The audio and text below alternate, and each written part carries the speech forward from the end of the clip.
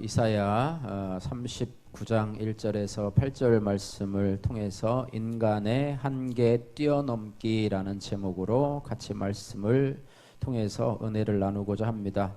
우리 인간은 한계, 전능한 존재가 아니고 한계가 있다는 그런 말인데요. 이 말을 우리가 다른 말로 인간의 연약함이라고 하는 말로 바꾸어 볼 수가 있습니다. 사람이 나름대로 완벽하게 살기를 원하지만 사실 사람들은 연약한 그런 존재입니다. 그리고 우리는 나 자신과 다른 사람들을 통해서 이런 모습을 많이 발견하게 됩니다. 어떤 분은 먹는 것을 절제하는데 약하신 분들이 있죠. 먹지 말아야 하지 하면서도 절제하지 못해서 몸에 문제가 생기기도 하고요. 어떤 분은 금전적 유혹에 약한 분도 있습니다. 돈에 관해서 자유하지 못하고 집착해서 살아갈 때가 있습니다. 또 어떤 분은 도덕성이 약한 부분들도 있습니다. 털어서 먼지 안 나는 사람 없다라는 말이 있듯이 아무리 죄가 없이 선한 사람으로 보일지라도요, 털어보면 흠이 다 있기 마련인 것입니다. 이외에도 여러 부분에 우리의 연약함들이 드러나게 되는데요. 특히 신앙적으로도 그런 것 같습니다. 예수 그리스도를 우리가 주님으로 믿고 살아가면서도 특별히 우리가 예수 그리스도의 온전함을 우리가 지향하면서 살아가게 되는데요. 하지만 우리에게는 영적인 약함이 있어서 늘 넘어질 수 있는 존재라고 하는 거예요. 그래서 성경에도 보면 선줄로 생각한 자는 넘어질까 조심하라 이런 말도 있고요. 한번 예수 그리스도를 믿고 온전하게 되면 얼마나 좋겠습니까? 그냥 예수 그리스도의 신앙의 100이라는 부분으로 끝까지 그렇게 달려간다면 얼마나 좋겠습니까? 그러나 우리는 늘 연약함 가운데 살아가고 있습니다. 특별히 우리의 연약함을 잘 알고 계시는 분이 있으신데요. 히브리서 4장 15절 말씀에 보면 우리에게 있는 대제사장은 예수 그리스도시죠. 우리의 연약함을 동정하지 못하실 이가 아니요 라고 하고 있습니다. 여기에 연약함이라고 하는 단어의 의미는요, 몸이나 마음의 연약함 혹은 질병 혹은 도덕적 연약함을 의미하고 있습니다. 그래서 사람의 연약함은 죄의 유혹에 대한 연약함으로 때때로 드러나기도 한다고 하는 거예요. 오늘 이제 우리가 이사야를 듬성듬성 한 반절 정도를 이제 살펴보았는데요. 오늘이 이제 마지막 시간이고 또 다음에 또 기회가 있으면 하반부를 살펴볼 터인데, 오늘 본문에 이런 히스기야가 그런 죄의 유혹에 대한 그런 연약함을 가지고 있었던 존재입니다. 그런데 히스기야 왕은요, 어떤 사람이었냐면 하나님의 은혜를 정말로 놀랍도록 많이 체험한 그런 왕이었습니다. 그저 별 볼 일 없이 평범한 왕이고 또 노년에 이렇게 또 죄의 유혹에 넘어가서 실수한 그런 왕이 아니고요. 이스라엘의 여러 왕들 중에서도 뛰어난 그런 왕 중에 하나라고 하는 거예요. 그래서 그의 평가를 보면은요, 이는 남유다의 제13대 왕으로서요, 하나님 앞에 정직히 행한 자라고 하는 평가를 받아 성경에 기록이 되어 있습니다. 또 두 번째는 죽을 병에 걸렸지만은 그가 하나님 앞에 간절히 기도함으로써 몇 년을요? 15년을 연장받은 기도의 사람, 믿음의 사람이었다고 하는 것입니다. 그리고 그 기도에 대한 응답으로서 해 그림자가 10도 물러선 그저 전무후무한 그런 이적을 체험한 그런 왕이기도 했습니다. 그래서 그에 대한 평가가 성경에 이렇게 기록이 되어 있는데요. 열왕기하 19장 5절 말씀에 히스기야가 이스라엘 하나님 여호와를 의지하였는데 그의 전후 유다 여러 왕 중에 그러한 자가 없었더라. 그러니까 하나님을 의지했던 자 중에서 탑이라는 거죠. 완전히 손가락 안에 첫 손가락에 드는 그런 왕이라고 하는데, 오늘 본문 말씀을 살펴보면 참 히스기야의 연약함들이 드러나고 있는 그런 모습을 보게 됩니다. 그래서 이런 것들을 생각해 보면서 우리도 그렇게 뛰어난 왕이었던 히스기야도 그렇게 죄의 유혹에 넘어가게 되고 또 하나님의 심판 앞에서 설 수밖에 없는 그런 연약한 존재인데, 우리도 마찬가지로 주님, 우리가 히스기야를 통해서 우리의 연약함을 알게 하시고 그 한계를 뛰어넘게 하여 주옵소서. 그런 기도를 하면서 오늘 말씀을 살펴보기를 원합니다. 오늘 1절에서 8절 그 내용을 요약해 보면은요, 이런 말씀입니다. 죽을 병에서 치유받은 후에 히스기야가 교만해져서 이 부분이 문제죠. 교만해져서 바벨론의 사신들에게 자신의 재물과 군사력을 모두 보여줌으로 인해서 바벨론 포로 생활을 할 것이라는 비극적인 예언을 이사야 선지자로부터 듣게 되는 사건이 오늘 본문의 말씀입니다. 먼저 1, 2절은 히스기야가 이 바벨론 사신을 맞이하는 그런 장면을 묘사하고 있습니다. 먼저 1, 2절 말씀 같이 읽도록 하겠습니다. 같이 읽습니다. 그때에 발라단의 아들 바벨론 왕 무로닥 발라단이 히스기야가 병들었다가 나았담을 듣고 히스기야에게 글과 예물을 보낸지라. 히스기야가 사자들로 말미암아 기뻐하여 그들에게 보물창고 곧 은금과 향료와 보배로운 기름과 모든 무기고에 있는 것을 다 보여주었으니 히스기야가 공중의 소유와 전 국내의 소유를 보이지 아니한 것이 없는지라. 아멘. 예. 우선 이 바벨론의 사신들이요 왕의 명령으로 이 히스기야를 찾아오게 된 이유 가운데 뭐 여러 가지 이유가 있습니다. 표면적인 이유를 한번 살펴보면은요 역대하 32장 31절에 언급된 이 해식의 사건을 알아보고자 왔다고 하는 거예요. 그죠? 일영표 해시계, 그러니까 해의 그림자에 따라서 그 시간을 측정하는 해시계의 그것이 하나님의 이적으로 10도가 뒤로 물러간 사건을 보면서 그들이 너무나 신기해하고 그것에 대해서 좀 알아보라라고 하는 표면적 그런 이유가 있었을 것입니다. 왜냐하면 이 바벨론 사람들은 천문학에 대해서 너무나 관심이 많은 민족이었기 때문에 해시계 사건이 그곳에도 알려지게 되자 지대한 관심을 갖게 되어서 그 부분에 대해서도 알고 싶은 그런 호기심이 생겼다고 하는 것이고요. 그러나 그것이 사신들을 파송한 그런 이유는 아닙니다. 더 근본적인 이유는 뭐냐면 유다와의 동맹을 통해서 그 당시 괴롭힘을 당하던 나라이니 아수르를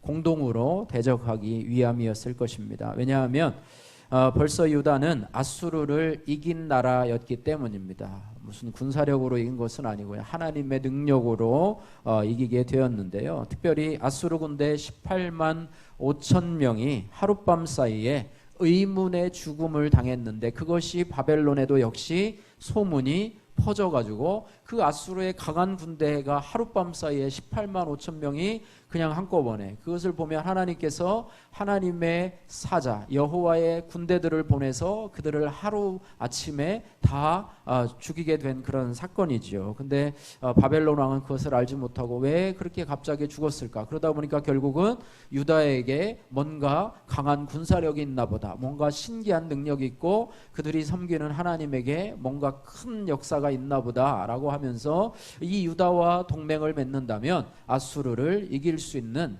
그런 비책이 되지 않을까 생각해서 그들에게 글과 더불어서 예물을 엄청난 예물을 보냈겠죠. 그렇게 하면서 그들을 보냈던 것입니다. 그래서 바벨론 왕은 히스기야의 유다를 통해서 유다는 서쪽에서 그러니까 바벨론의 서쪽에서 공격을 하고 또 바벨론은 이 아수르를 동쪽에서 공격을 한다고 하면 아수르를 넉넉히 이길 수 있다 이렇게 아마 생각을 했을 것입니다. 그래서 바벨론 사신이요 단지 히스기야의 병 치료에 대한 축하를 하기 위해서 그 먼 길을 온 것이 아니라고 하는 것입니다. 그들의 방문 성과가 어떠했는지 기록에 남아 있는 것은 없지만은요 그때 히스기야는 그들에게 보물 창고 곧 은금과 향료와 보배로운 기름과 모든 무기고에 있는 것들을 그들에게 다 공개하고 보이면서 그 부강함들을 자랑했던 모습을 보게 됩니다. 여기에 다른 성경에 이렇게 또 기록이 되어 있는데요. 열왕기하 20장 13절에는 또 이렇게 기록이 되어 있습니다. 히스기야가 사자들의 말을 듣고 자기의 보물고에 금은과 향품과 보배로운 기름과 그의 군기고와 창고의 모든 것을 다 사자들에게 보였는데 왕궁과 그 나라 안에 있는 모든 것 중에서 히스기야가 그에게 보이지 아니한 것이 없더라 이렇게 말했습니다. 정말 정도껏 한 것이 아니라 그냥 너무나 기분이 좋아가지고 뭐 그런 경우가 있어요. 교회를 잘 지은 목사님 교회를 한번 이렇게 구경을 가게 되면은요 그 목사님이 그를 이렇게 어떻게 보면 구경을 한번 시켜주지 않습니까? 그죠? 여러분들이 뭐 집들이 가면 집을 이렇게 숙여주시는데 뭐 집은 뭐 이렇게 돌면은 금방 돌잖아요. 한 30초면 돌고 이거 안방입니다. 여기 뭐 어디입니다. 화장실입니다. 뭐 거실입니다. 하지만은 교회 큰 교회를 가면요. 그 교회에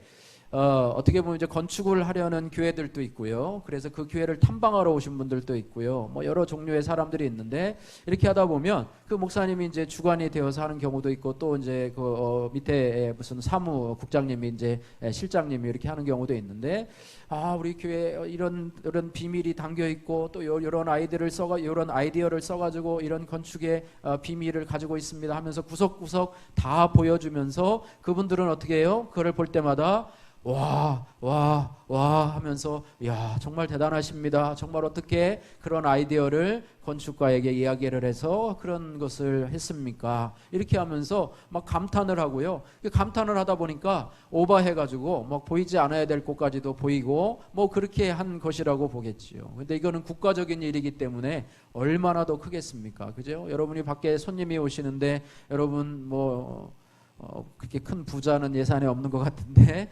거기 여러분의 뭐 무슨 그 보물함 같은 거 뭐 그런 거 이렇게 보여가지고 뭐 이런 거 보여주고 또 뭐 우리 재산이 어느 정도고 뭐 집에 현금이 얼마고 뭐 이런 걸 보여주겠습니까? 그러니까 얼마나 이 히스기야가 오버했는지를 알 수가 있어요. 그러니까 그의 글과 예물을 받아보고 얼마나 이 마음이 정말로 업이 되었는지 알 수가 없다라고 하는 것을 오늘 말씀에서 보여주고 있습니다. 다시 말해서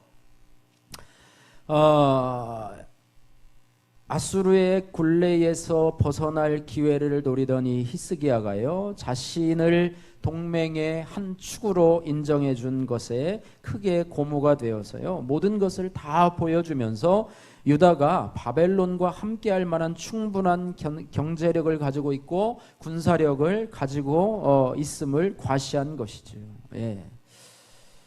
왜 그렇게 했을까? 왜 이런 어리석은 행동을 했을까? 우리가 생각을 해봅니다. 왜 히스기야는 뭐 지금은 동지라고 보지만은요 나중에는 적이 될 이러한 사람들에게 왜 이러한 자랑을 했을까? 그것은 딱 한 가지였을 것입니다. 바벨론과 같은 큰 나라가 대등한 관계에서 유다와 이 외교 관계를 맺으려고 하니까 아마 흥분이 되었을 것입니다. 유다는 아주 조그만 나라였어요.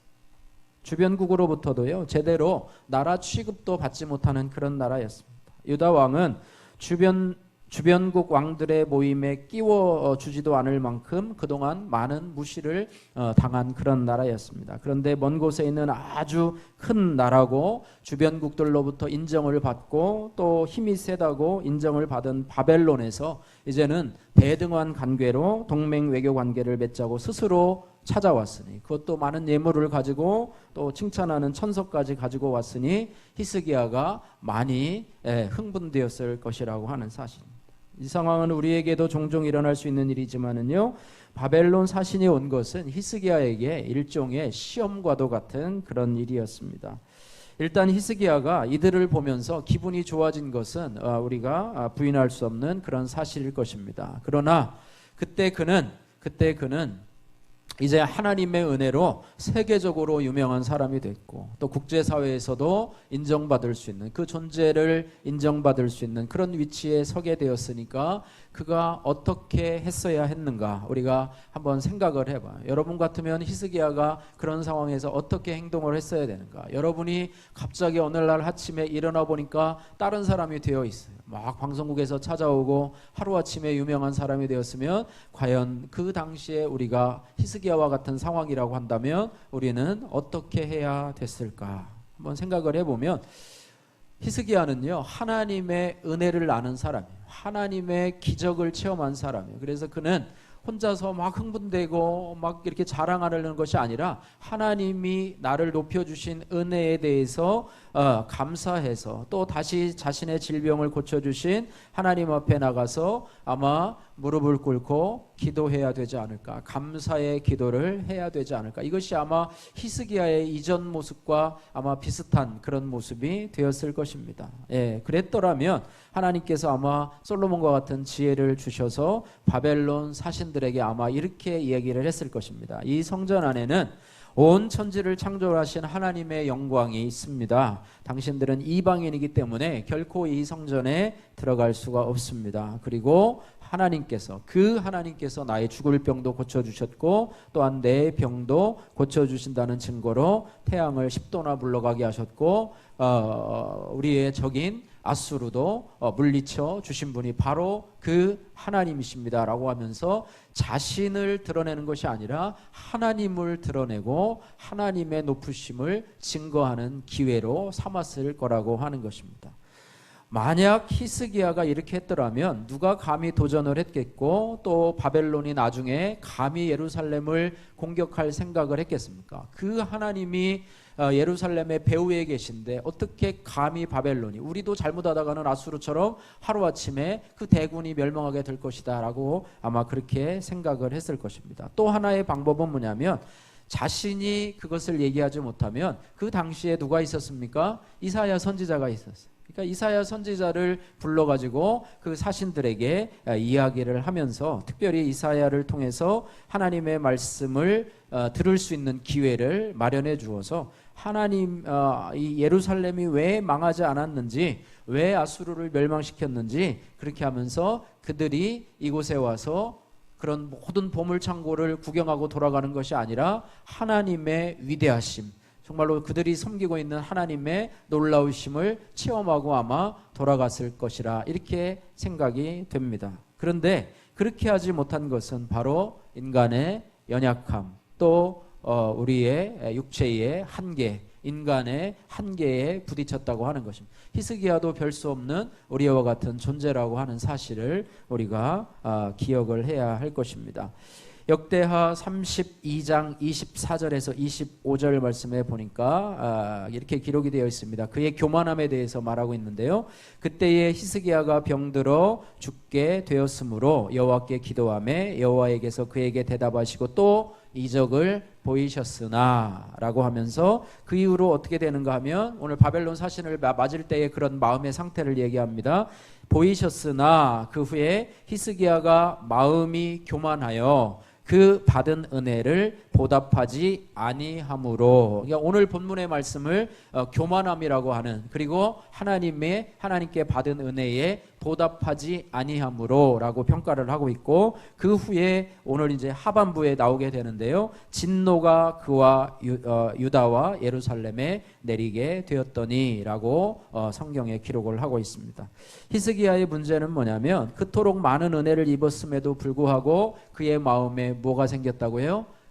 교만함이 생겼다라고 하는 것입니다. 그러니까 많은 은혜를 받으면, 많은 은사를 받고 많은 능력을 받으면요, 교만하는 것도 너무 쉽게 된다고 하는 거예요. 여러분이 막 손을 얹어서 막 귀신이 떠나가고 막 질병이 치유되고 암병이 막 고쳐지고 이렇게 하면 너무너무 감사하겠죠. 그러나 이 교만함과 하나님의 은혜를 고박하는 이 겸손함은 종이 한 장 차이인 것 같아요. 조금만 하고 사람들이 우리 목사님 정말 대단하십니다. 하나님의 능력의 종입니다. 불의 종입니다. 이렇게 해서 조금만 지켜주면 그런가? 하고 거기에 한 줄기 빛처럼 들어오게 되면 그것이 바로 그 사람을 교만함으로 물러뜨리게 된다고 하는 것이죠.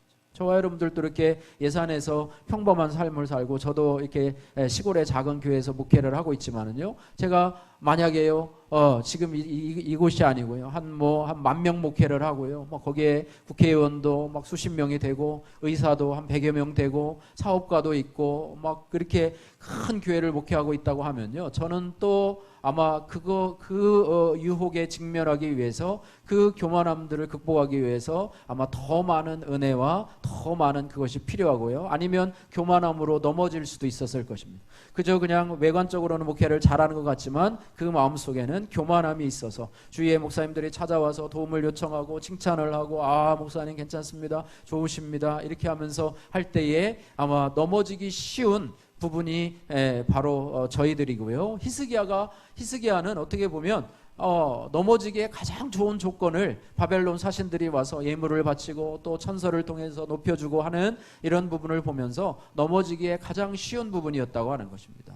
왜 히스기야가 그랬을까라고 생각하기보다는 아마 저와 여러분들도 히스기야와 같은 상황이면 교만함에 아마 모든 것을 다 보여주고 간과 쓸개까지 다 내어줄 정도로 아마 그렇게 하면서 자신을 과시하지 않았을까. 그러니까 은혜 받은 것과 이 교만함의 차이는 어떻게 보면 다리 하나 건너는 그 차이밖에 되지 않는다고 하는 거예요. 어떻게 보면 지금 교만하지 않을 수 있는 상황에 처하게 하신 저와 여러분에게 오히려 감사해야 돼.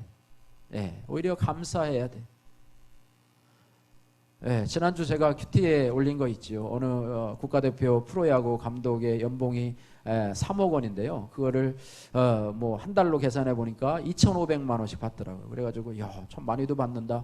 이제 프로야구 임기가 이제 뭐 프로야구가 아니라 이제 올림픽 임기가 다 끝났는데 그 이후도 뭐 2달인가 3달을 더 준대요. 그거를 이렇게 해가지고. 근데 왜 주느냐 하고 나오면서 이제 그게 기록이 됐는데 순간적으로 생각을 해봤어요. 여러분들은 어떻습니까? 월에 2,500이 통장으로 딱 들어온다고 한번 생각을 해보십시오. 야, 이거 어디다 써야 되나?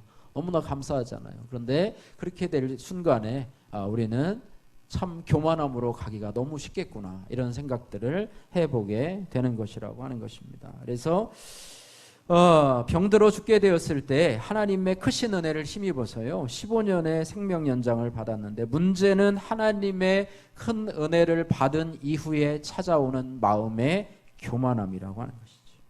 하나님께서 베풀어 주신 크신 은혜에 감사하는 마음을 넘어서 또 기뻐하는 마음을 넘어서 마음에 찾아오는 교만함이 문제라고 하는 거예요. 이게 마음의 교만함이 찾아오니까 모든 은혜의 공로를 하나님께 돌리지 아니하고 자신에게로 돌려지게, 초점이 자신에게 맞춰지게 된다는 거예요. 그래서 저 멀리 바벨론에서 찾아오는 신하들의 방문에 대해서 교만해지고 우쭐해져서 그에게 베풀어 주신 하나님의 은혜는 다 망각하고 자신의 부와 명성과 인간적인 소유를 그들에게 남김없이 자랑을 하게 된다라고 하는 거예요. 예, 그래서 하나님께서 주신 풍성한 은혜를 잊으면 반드시 찾아오는 것이 교만이고요, 인간적인 방법을 의지하는 타락한 마음입니다. 우리 복음성가에 은혜 아니면이라는 찬양이 있잖아요. 그죠? 은혜 아니면 살아갈 수 없네. 호흡마저도 다 주의 것이니. 이런 고백이 좋은데요. 세상 평안과 위로 내게 없어도 오직 예수뿐이네. 은혜 아니면 살아갈 수 없네. 호흡마저도 다 주의 것이니. 세상 평안과 위로 내게 없어도 오직 예수뿐이네. 이렇게 하면서 은혜 아니면 살아갈 수 없네라는 고백이 우리에게 늘 있으면 좋은데 그것이 떠나게 되면요 우리에게 교만함이 찾아오게 된다라고 하는 것입니다. 이런 히스기야에게요 이사야 선지자가 찾아옵니다. 오늘 3절 4절 말씀에 같이 한번 읽어보도록 하겠습니다. 3절 4절 말씀 같이 읽습니다. 이에 선지자 이사야가 왕에게 나와 묻되 그 사람들이 무슨 말을 하였으며 어디서 왕에게 왔나이까 하니 히스기야가 이르되 그들이 원방 곧 바벨론에서 내게 왔나이다 하니라. 이사야가 이르되 그들이 왕의 궁전에서 무엇을 보았나이까 하니 히스기야가 대답하되 그들이 내 궁전에 있는 것을 다 보았나이다. 내 창고에 있는 것으로 보이지 아니한 보물이 하나도 없나이다 하니라. 아멘. 예, 히스기야가 병들어 죽게 되었을 때처럼 선지자 이사야가 히스기야에게 찾아옵니다. 이번에는 여호와의 신탁을 전하기에 앞서서, 신탁은 메시지죠. 하나님의 메시지죠. 하나님의 메시지를 전하기에 앞서서 먼저 왕에게 질문을 합니다. 3절 말씀 보시면 그 사람들이 무슨 말을 하였고 어디에서 왕에게 왔습니까? 라고 하는데요. 무슨 말을 하였는가? 그래서 첫 번째 대답에 히스기야는 대답하지 않고요. 두 번째 질문에는 아주 간단하게 대답합니다. 원방 곧 바벨론에서 왔습니다. 끝. 그 다음에 그리고 선지자가 4절에 또 한 번 질문을 합니다. 그들이 왕의 궁전에서 무엇을 보았습니까? 라고 묻자 왕은 그들이 내 궁전에 있는 것을 다 보았나이다. 내 창고에 있는 것으로 보이지 아니한 보물이 하나도 없나이다 라고 대답을 합니다. 그의 대답 속에 보면 4절에 보니까 내 궁전, 내 창고 내가 보여줬나이다. 내 궁전, 내 소유의 궁전, 내 소유의 창고라고 하는 그런 말을 통해서 어떻게 보면 자신의 소유임을, 하나님의 소유가 아니라, 국가의 소유가 아니라 자신의 소유임을 지극히 강조하고 있는 그런 모습을 보는데요. 이사야가 히스기야에게 질문한 것은요, 궁금해서 물어본 것도 아니고요, 그 사실을 몰라서 물어본 것도 아닙니다. 이미 다 알고 있었어요. 이미 다 히스기야가 한 일을 다 알고 있으면서도 질문한 거예요. 마치 이 다윗이 밧세바를 범하고 난 후에 하나님이 나단 선지자를 보내잖아요. 그런데 나단 선지자가 모르고 온 것이 아니라 이미 그 사실을 다 알고 온 것처럼 이사야 선지자도 이 히스기야 왕의 이 모습을 이미 다 알고 온 것입니다. 그런데 왜 그렇게 또 다시 질문을 했냐면은 이사야는 이 질문을 통해서요, 히스기야 왕에게 기회를 주기 위해서, 왕이 자기의 교만이라고 하는 잘못을 되돌아보고 회개할 수 있는 기회를 준 것이지. 기회를 준 것이지. 그러나 히스기야는 이것을 알아차리지를 못합니다. 그냥 단답형으로 무감각하게 대답을 하고 있는 것이죠. 이것이 바로 죄에 갇혀 있는 사람들의 영적인 무감각이라고 하는 것입니다. 여러분, 유명한 뮤지컬에요, 지저스 크라이스트 슈퍼스타, 저도 못 봤습니다. 여러분 보셨습니까? 문화권에 있지 않아서 지저스 크라이스트 슈퍼스타라고 하는 부분에 제가 글을 보다가 이 뮤지컬의 맨 마지막 부분에 예수님을 못 박았던 가룟 유다의 내용이 등장한다고 합니다. 살아난다고 하는, 가룟 유다가 죽었던 가룟 유다가 다시 환생하는 그런 장면이 등장한다고 합니다. 성경적으로는 맞지 않지만은요, 사람이 살아나는 것이 아니고 그 훌령이 되살아나서 돌아다니면서 구슬피 자신의 한탄을 하는 그런 이야기가 나온다고 그래요. 그 가룟 유다가 뭐라고 그러냐면 Why didn't you tell me? 라고 슬피 울면서 노래한다. 왜 나에게 말해주지 않았습니까? 왜 나에게 말해주지 않았습니까? 라고 하는데 그게 뭐냐면, 왜 예수님 당신은 나에게 당신이 부활한다고 미리 얘기해 주지 않았습니까? 라고 하면서 한탄하는 얘기예요. 가룟 유다가 스스로 자살해서 아마 깊은 지옥에 빠졌겠죠. 그런데 다시 살아나서 왜 나에게 그 사실을 얘기해 주지 않았습니까? 어떤 사람들은 왜 나에게 예수님이 구원이라고 하면서 왜 나를 전도해 주지 않았습니까? 이런 얘기도 전도 프로그램에 보면 그런 영상이 존재하는데요. 왜 나에게 당신이 부활한다고 말해주지 않았습니까? 당신이 그 말씀만 하셨더라면 내가 미쳤다고 주님을 팔겠습니까? 라고 하면서 뮤지컬이니까 노래를 했겠죠. 그 말이 여러분 진정으로 옳은 말입니까? 옳지 않은 말입니까? 주님이 유다에 대해서 기회를 주지 않았습니까? 기회를 주었습니까? 아니면 전혀 말도 안 해놓고 그렇게 유다를 그냥 그 지옥불로 몰아넣었겠습니까? 아닙니다. 주님이 말씀을 안 한 게 얼마나 자주 자신의 고난을 얘기하고 십자가의 죽으심을 얘기하고 다시 부활할 것에 대해서 제자들에게 얘기했고, 그 가운데 누가 있었어요? 가룟 유다도 있었고, 마지막에 이 그릇에 손을 넣는 자가 나를 팔자라 했을 때도 가룟 유다는 알아차리지 못했고요. 영적으로 죄에 대해서 무감각했기 때문에 그것에 대해서 아무런 어떤 느낌도 없었던 그런 상태였었다고 하는 것입니다. 그래서 주님의 말씀에 무관심한 것은요, 죄에 빠지기 쉽고 영적인 감각이 무뎌져서 결국 올바른 판단을 하지 못해서 멸망에 이르게 된다고 하는 거예요. 우리가 늘 기도할 때 말씀에 민감하게 하옵소서, 영적으로 예민하게 하여 주옵소서. 할렐루야.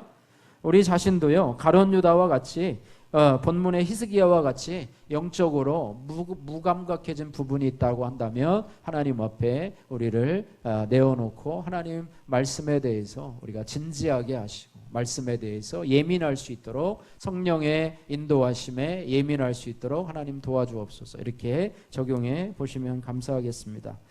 자, 이제 5절에서 8절 말씀해 보니까 이사야 선지자는요, 히스기야의 무미건조한 답변을 듣는 즉시 이제는 왕에게 심판의 신탁을 선포하고 있습니다. 5절 말씀 보시면은 이렇게 말하고 있습니다. 이사야가 히스기야에게 이르되 왕은 만군의 여호와의 말씀을 들으소서라고 하면서 이제는 하나님의 말씀을 전하게 되는데요. 6절 말씀 같이 한번 읽겠습니다. 6절과 7절 말씀 같이 읽겠습니다. 보라 날이 이르리니 내 집에 있는 모든 소유와 내 조상들이 오늘까지 쌓아둔 것이 모두 바벨론으로 옮긴 바 되고 남을 것이 없으리라. 여호와의 말이니라. 또 내게서 태어날 자손 중에서 몇이 사로잡혀 바벨론 왕궁의 환관이 되리라 하셨나이다 하니. 아멘. 네. 히스기야의 교만과 정치적인 불순종으로 인해서 유다는 이제 물적으로 인적으로 치명적인 피해를 입게 될 것이다. 또한 히스기야와 그의 조상들이 지금까지 모아놨던 재물이 하나도 없이 다 바벨론으로 옮겨지게 될 것이다. 이렇게 말하고요. 7절에 보면 히스기야에서 태어날 아들들 가운데 몇이 사로잡혀서 바벨론 왕궁의 환관, 오늘날로 얘기하면 내시가 될 것이다. 이렇게 말하고 있습니다. 여호와 대신에 바벨론 왕을 선택한 결과로, 또한 마음이 교만해져서 하나님의 은혜를 상실한 결과로 예루살렘에서 통치해야 될 다윗의 후손이 이제 포로로 끌려가서 바벨론 왕을 섬기게 될 것이다. 당장은 아니지만 이제 앞으로 그런 일이 일어나게 될 것이다 라고 하는 사실. 그러니까 나의 죄와 나의 불순종과 나의 하나님 앞에서의 허물이 어떻게 보면 히스기야 한 사람의 이런 불순종과 교만함의 결과로 그 후손들에게, 후손들에게까지 그것이 영향력을 미치고 있다는 사실을 우리가 하면서 나 자신이 우리 자녀들에게 최대로 잘해줄 수 있는 것 중에 하나는 뭐냐면 하나님 앞에서 내가 온전한 신앙생활을 하는 것, 그것은 우리 자녀들에게 좋은 학벌을 물려주고 또 좋은 많은 재산을 물려주는 것보다 훨씬 더 중요한 것이라고 하는 사실을 우리가 기억해야 될 것입니다. 이사야의 심판 선언에 대한 히스기야의 답변이 오늘 마지막 8절 말씀에 기록이 되고 있습니다. 같이 읽겠습니다. 히스기야가 이사야에게 이르되 당신이 이른 바 여호와의 말씀이 좋소이다 하고 또 이르되 내 생전에는 평안과 견고함이 있으리로다 하니라. 너무 간단하게 표현이 되고 있고요. 이것을 저도 처음에 읽으면서 뭐 이런 사람이 다 있나, 뭐 이렇게 쉽게 인정을 하나, 그죠? 뭐라고 그랬습니까? 당신이 이른 바 여호와의 말씀이 좋소이다. 이렇게 심판의 신탁을 얘기하는데도 그저 덤덤하게 받아들이고요. 또 하나는 뭡니까? 내 생전에는 평안함과 견고함이 있으리로다. 이런 심판의 메시지를 들으면서 내 생전에는 평안함과 견고함이 있으리로다. 이게 도대체 뭐야? 그래가지고요. 이 부분에 대해서 이 학자들이요, 두 갈래로 나눠져요. 이 히스기야의 이 대답에 대해서 두 갈래로 나눠지게 되는데, 하나는 부정적인 그런 대답입니다. 부정적인 의미로 이 말을 해석하는 학자들은 뭐라고 그러냐면 이것을 히스기야의 극단적인 이기주의로 평가를 합니다. 다시 말하면 자신에게 주어진 하나님의 파멸 선고가, 심판이 그 당대에는 임하지 않고 그 후손들에게 일어날 것을 생각하면서 오히려 다행이다, 나 때는 임하지 않고 우리 후손들에게 임하니까 나는 모면할 수 있지 않은가, 나는 평안함과 견고함 가운데 살으니까 나는 괜찮다, 다른 사람은 당해도 나만 살면 된다라고 하는 극단적인 어떤 이기주의를 표현하는 것이 아닌가, 그렇게 해석하는 학자들도 있고요. 그런데 대부분의 학자들은 그렇게 생각하지 아니하고요. 이 말은 이기심의 절정을 나타낸다고 보기보다는 오히려 이렇게 얘기를 한다고 해요. 앞에 있는 대답 있잖아요. 당신이 이른 바 여호와의 말씀에 좋소이다. 심판을 받아들이면서 나름대로 회개를 하면서 하나님의 어떤 그런 고백이 담겨 있는 말인데요. 어떻게 생각을 하냐면 오히려 하나님께서 파멸의 선고 중에서도 자비를 베풀어 주셔서 그 때를 늦춰 주신 것을 감사하는 것으로 이해하고 있는 학자들이 있는데요. 여기 보면 칼빈이라든지 델리치라든지 랑게와 같은 그런 유명한 학자들, 우리 보수주의자 학자들이 그런 식으로 해석을 해서 이 히스기야가 완전히 타락하지 않고 그 가운데서도 하나님 앞에 회개를 인정하고 하나님의 심판에 대해서도 그것을 받아들일 수 있는 그런 모습으로 하나님 앞에 다시 돌이키게 되었다라고 하는 그런 모습으로 평가를 하고 있습니다. 오늘 히스기야의 이 인간적인 한계, 또 연약함, 또 불순종과 교만함에 대해서 또 하나님의 심판에 대해서 살펴보았는데요. 결론적으로 오늘 본문의 히스기야 왕을 통해서 우리의 인간의 연약함 중에 한 가지인 이중성에 대해서 살펴보았다고 하는 것입니다. 자신이 죽을 병에 걸려 궁지에 모일 때는, 다시 말해서 하나님이 필요할 때는 간절한 기도를 통해서 하나님의 응답 또 하나님의 기적의 체험을 했지만, 오늘 말씀에서는 또 다른 모습, 은혜를 잊어버리고 그동안 받은 은혜를 잊어버리고 자신의 높아진 지위나 물질에 대해서 의기양양하고 교만할 뿐더러 경거망동하고 또 하나님의 경고도 무시하는 그런 이중성을 보게 된다는 것이죠. 자기 중심성을 보게 된다고 하는 것이죠. 다윗 왕도요, 온 이스라엘이 추대해가지고 이제는 유다와 예루살렘의 왕으로 등극이 되었는데요, 그럼에도 불구하고 또 백성들은 나가서 우리아와 더불어서 전쟁을 하고 있는데 그런 인간의 연약함에 빠져서 밧세바를 범하고 마는 그런 또 이중성을 가지고 있지 않습니까? 예수님의 제자, 수제자 중에 베드로는요, 예수님께 그러잖아요. 다른 제자들은 내가 다 예수님을 부인할지라도 나는 결코 예수님을 부인하지 않을 거라, 이렇게 장담을 하고 결단을 했는데 어떻습니까? 예수님이 이제는 재판정에 포로로 끌려갈 때 멀찍이 따라가면서 예수님을 3번이나 부인하는 그런 이중성을 보이지 않습니다. 그래서요, 인간의 한계가 바로 우리의 이중성이라고 하는, 그게 바로 우리의 연약함이라고 하는 거예요. 우리가 온전히 완전한 모습으로 살아간다면 얼마나 좋겠습니까? 이중성이 아니라 진실하게 우리의 안과 밖이 똑같다면 얼마나 좋겠습니까? 그러나 그렇지 않아요. 그래서 우리는 하나님을 의지하지 않으면 교만하게 되기 때문에 바로 우리는 늘 겸손해야 되고, 하나님은 겸손한 자에게 은혜를 베푸시고 교만한 자에게 교만한 자를 물리치신다, 이렇게 말씀하고 있습니다. 그래서 우리는 나를 높이는 것이 아니라 하나님을 늘 높여야 되고, 우리가 큰 은혜를 받게 되고요, 우리가 높아지고 또 재물이 많아지고 명예가 더 많아지고 다른 사람이 나를 더 칭찬하고 또 다른 사람이 나를 더 존경합니다, 또 정말 대단하신 분입니다 라고 할 때 우리는 더 엎드려서 하나님 앞에 자신을 부인하는 모습으로 살아야 될 줄로 믿습니다. 우리는 늘 모든 것이 하나님의 은혜, 나의 나된 것이 하나님의 은혜입니다. 어저께 큐티처럼 이 땅이나 또 땅에 충만한 모든 것이 여호와의 것입니다. 내 것이 아니라 여호와의 것입니다. 이런 고백을 해야 되고요. 또 하나는 인간의 근본적인 이런 인간의 한계에 대한 그런 해결책이 어디에게 있느냐? 하나님에게서만 가능하다. 우리의 이중성을 해결할 수 있는 부분은 하나님께서 가능하다고 하는 거예요. 히스기야의 죄에 대해서, 은혜에 대한 무감각한 반응에 대해서 어떻게 해결을 했냐면 하나님의 심판 선언으로 그 문제를 해결해 주셨다고 하는 거예요. 만약에 오늘 몇 절입니까? 오늘 6절과 7절에 이사야 선지자를 통한 하나님의 심판 선언이 없었으면 히스기야는 돌이키지 않았을 것입니다. 심판이요, 다시 말하면 우리 하나님의 자녀들에게도 이중성을 극복하게 하시는 방법으로 하나님이 택하시는 방법이 뭐냐면 징계예요. 징계와 심판의 메시지를 통해서 사람은 그때 정신을 차리게 된다고 하니, 정신 못 차리고 자기 뜻대로 살아가는 자들에게 하나님의 해결책은 하나님의 징계요, 하나님의 심판이라고 하는 것입니다. 그래서 성도는요, 우리가 은혜와 믿음이 떨어지면 마귀의 최대의 유혹인 교만함이 순식게 찾아옴을 반드시 기억해야 됩니다. 그래서 우리가 은혜를 늘 유지하고, 여러분 이번에 명절 때도 여러분 은혜를 늘 유지하시길 바랍니다. 여러분 말씀, 여러분 주신 그 큐티책을 조금이라도 또 다시 한번 묵상하면서 하루를 그 말씀으로 붙잡고 살기를 주님의 이름으로 축복합니다.